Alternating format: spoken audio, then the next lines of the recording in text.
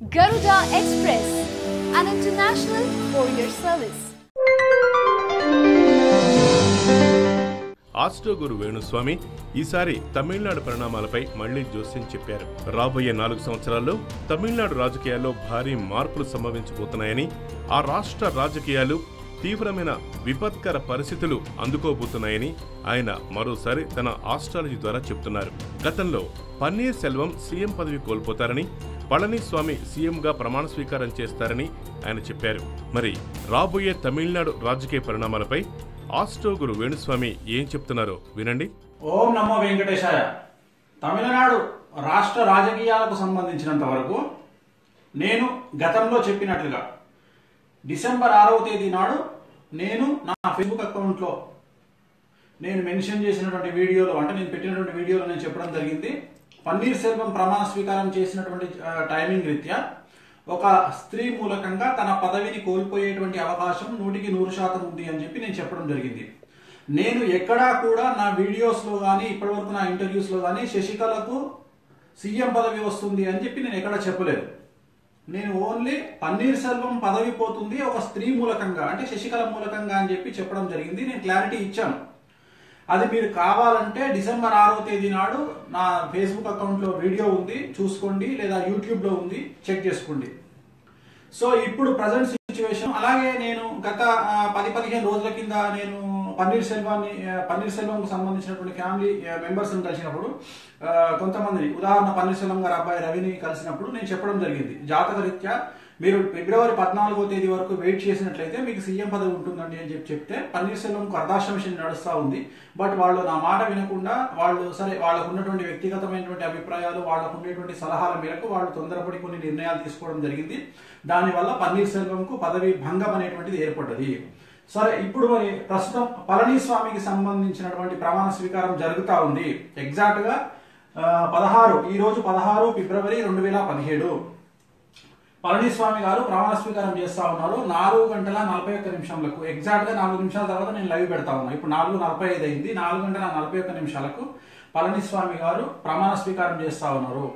So వారికి సంబంధించినటువంటి పరిస్థితులు ఎలా ఉండబోతా ఉన్నాయి, వారి జాతక రీత్యా తమిళనాడు రాష్ట్ర రాజకీయాలు ఏ విధంగా ఉండబోతా ఉన్నాయి అనేటువంటి విషయాన్ని మనం ఒకసారి క్లారిటీగా తెలుసుకునే ప్రయత్నం చేద్దాం. సో ప్రస్తుతం ఉన్నటువంటి లగ్నం కర్కాటక లగ్నం. కర్కాటక లగ్నం సమయంలో ప్రమాణ స్వీకారం చేస్తా ఉన్నారు. కర్కాటక లగ్నం అనేటువంటిది చాలా ఉచ్చ లగ్నం, చాలా గొప్ప లగ్నం. లగ్నాత్తు చాలా గొప్ప లగ్నం. బట్ దాంట్లో లగ్నంలో ఎటువంటి గ్రహాలు కూడా లేవు, ఖాళీగా ఉన్నటువంటి పరిస్థితి. తర్వాత లగ్నం నుండి కనుక తీసుకున్నట్లయితే 1, 2, 3, 4, 5, 6, 7 ఇక్కడ గుర్తుంచుకోవాల్సింది, సప్తమ స్థానంలో రవి కేతు కాంబినేషన్, అష్టమ స్థానంలో శుక్రుడు కుజ కాంబినేషన్. అంటే మిగిలినవి వదిలేద్దాం, రాహు గురువు చంద్రుడు శని బుధుడు వీటిని వదిలేద్దాం. ఈ 5 గ్రహాలను వదిలేస్తే మిగిలిన 4 గ్రహాలను పరిశీలిద్దాం. శుక్రుడు అనేవాడు రాజ్యాధికారాన్ని, అంటే ఆ లగ్జరీ స్టాండర్డ్స్ ను, ఇక్కడ రాజయోగం వేరు రాజభోగం వేరు. నిన్నటి వరకు సీన్ లో లేనటువంటి పళనిస్వామి 2017 ఈ నెల 14వ తేదీ నాడు నేను మెన్షన్ చేయడం జరిగింది, పళనిస్వామికి రాజయోగం ఉంది, పళనిస్వామినే సీఎం గా ఎన్నుకుంటారు గవర్నరు, తర్వాత పళనిస్వామికి సీఎం అయ్యే యోగం ఉంది అని చెప్పి నేను కరెక్ట్ గా 3 రోజుల ముందు చెప్పడం జరిగింది. ఇవాళ 16వ తేదీ, నేను 14వ తేదీ నాడు, అంటే ఇంకా ఎవరికి కన్ఫర్మేషన్ లేదు, క్లారిఫికేషన్ లేదు. అందరూ ఒక రకమైన, అంటే నాకు ఉన్నటువంటి అవగాహన ప్రకారం టీవీ కూడా నేను కూడా చూస్తున్నా కానీ భారతదేశం అంతా కూడా, భారతదేశంలోని జ్యోతిష్కులంతా కూడా, మీడియా అంతా కూడా విపరీతంగా పన్నీర్ సెల్వమే ముఖ్యమంత్రి అనేటువంటి విధంగా ప్రచార మాధ్యమాలు సాగినాయి. బట్ నేను క్లారిటీ ఇవ్వదలుచుకున్న, ఎట్టి పరిస్థితుల్లో పన్నీర్ సెల్వంకు రాజయోగం లేదు, ఖచ్చితంగా పదవి నుండి దిగిపోవాల్సిందే అని నేను క్లారిటీ ఇచ్చాను. నా వీడియోస్ లో మీరు చూసుకోండి. ఇప్పుడు కూడా పళనిస్వామి ముఖ్యమంత్రి అని చెప్పి నేను 3 రోజుల కిందట ఒక వీడియో పెట్టడం జరిగింది. నేను తమిళనాడులో ఉండి ఒక వివిఐపి ఇంట్లో పూజ చేస్తున్నటువంటి సందర్భంలో అక్కడ ఉన్నటువంటి ఆ మండపం సాక్షిగా, ఏదైతే సర్వతోభద్ర మండపం ఉందో ఆ మండపం ముందు కూర్చొని నేను మెన్షన్ చేయడం జరిగింది, పళనిస్వామి పేరు, సెంగొట్టియాన్ పేరు, తంబిదురై పేరు, ఈ ముగ్గురిలో పళనిస్వామికి ముఖ్యమంత్రి యోగం ఉంది అని చెప్పి నేను క్లారిటీ ఇవ్వడం జరిగింది. సో నేను చెప్పినట్లుగానే పళనిస్వామి ఈ రోజు ప్రమాణ స్వీకారం చేస్తా ఉన్నారు. ప్రమాణ స్వీకార కార్యక్రమం జరుగుతూ ఉంది, అక్కడ జరుగుతూ ఉంది. ఇక్కడ నేను లైవ్ లో ఫేస్బుక్ లో చెప్పడం స్టార్ట్ చేశాను. సో నేను ఇచ్చేటువంటి ప్రెడిక్షన్ ప్రకారము పళనిస్వామికి కూడా పరిపూర్ణంగా ఈ 4.5 సంవత్సరాలు ముఖ్యమంత్రిగా ఉండేటువంటి యోగ్యత లేదు. ఖచ్చితంగా ఈయన కూడా పదవి నుండి దిగిపోతా ఉన్నాడు.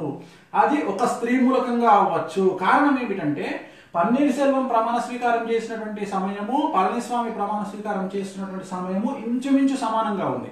కాకపోతే ఇక్కడ పన్నీర్ సెల్వం ప్రమాణ స్వీకారం చేసి చాలా తక్కువ టైంలో దిగిపోవడం జరిగింది. బట్ ఇక్కడ మాత్రం కొన్ని అవకాశాలు ఉన్నాయి.